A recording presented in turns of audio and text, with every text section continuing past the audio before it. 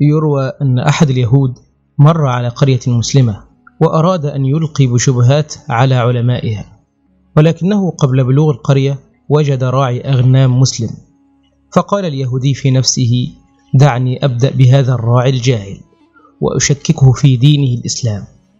فأظهر اليهودي للراعي أنه مسلم وعابر طريق، وبعد الجلوس معه بعض الوقت قال له اليهودي: ألا ترى أننا كمسلمين نجد في حفظ القرآن مشقة شديدة، لأنه يتكون من 30 جزءا وفيه آيات كثيرة متشابهة، فلماذا لا نحذف المتشابه منها؟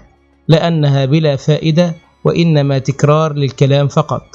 تابع اليهودي قوله وهو يبتسم ابتسامات ماكرة، وبعد ذلك الحذف ستقل عدد أجزاء القرآن وسيسهل علينا حفظه ومراجعته. كل هذا الوقت والراعي يستمع بإنصات لليهودي، فلما فرغ وانتهى قال الراعي لليهودي: كلامك يا هذا جميل ومقنع. تهللت أسارير اليهودي الخبيث وفرح فرحة شديدة لظنه أن الراعي سقط في حباله، ولكن الأعرابي أكمل بقوله: لكن لدي سؤال، أليس في جسدك أنت أشياء متشابهة لا فائدة منها، مثل يدين 2 وقدمين وأذنين وعينين ومنخارين؟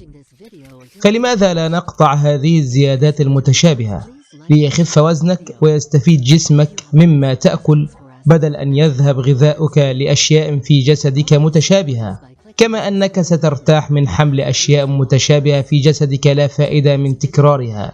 هنا قام اليهودي فورا وحزم متاعه وهو مسود الوجه، عائد من طريقه يجر أذيال الحسرة والخيبة، وهو يقول: الجمني رد وفكر راعي أغنامهم، فكيف برد علمائهم؟